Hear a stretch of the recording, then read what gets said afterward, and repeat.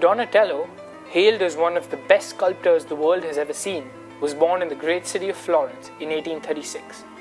Through his art, he left an indelible mark on the Renaissance and the future of art itself.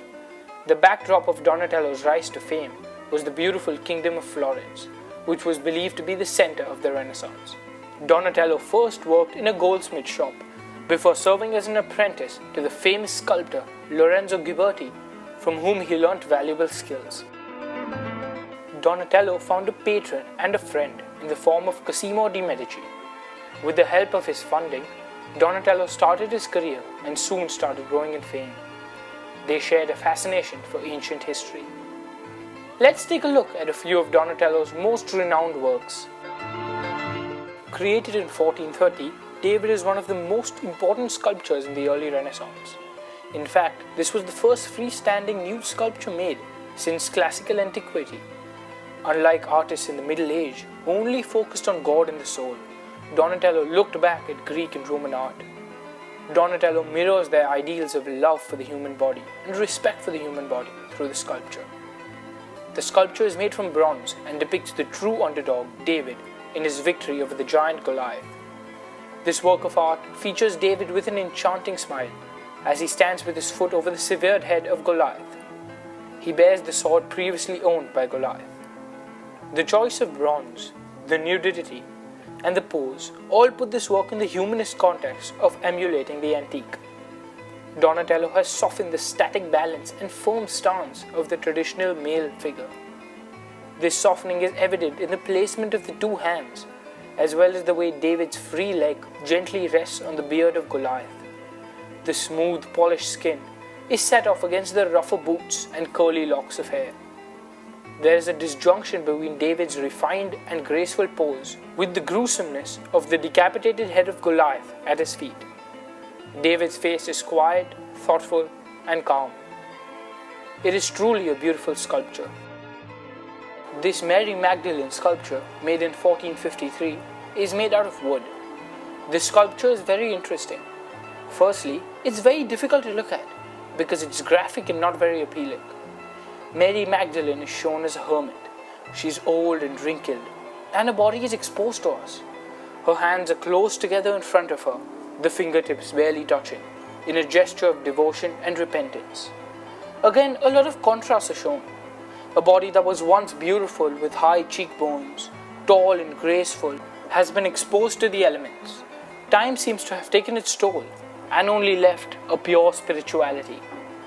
What's notable is the fact that she is clothed only in her very long hair. In fact, even her belt is her hair. Magdalene is a very, very important figure in the context. Let's not forget that she was the first to see Christ after his resurrection. She also stays until the death of Christ at his crucifixion, while all his other followers had run away. Like all Donatello sculptures, the importance given to detail is exquisite. The wood adds to the sense of frailty and works as the perfect medium. The Magdalene is a shocking, vibrant work of art that, consistent with Donatello's reputation, broke free of all conventions.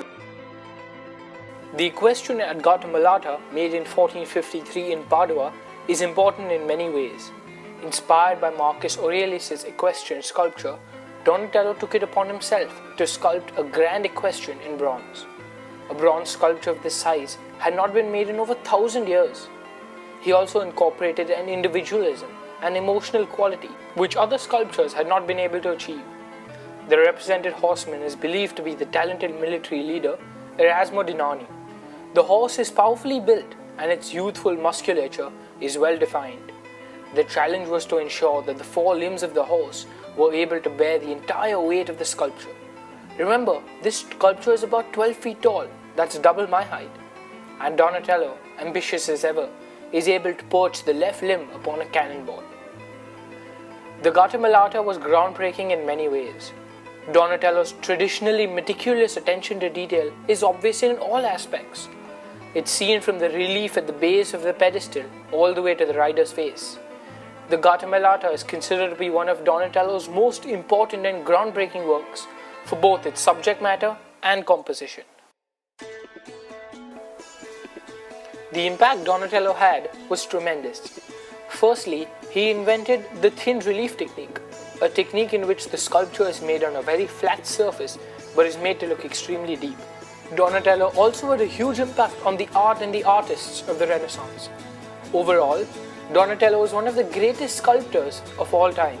His techniques are still used by sculptors today, and his amazing work will never be forgotten.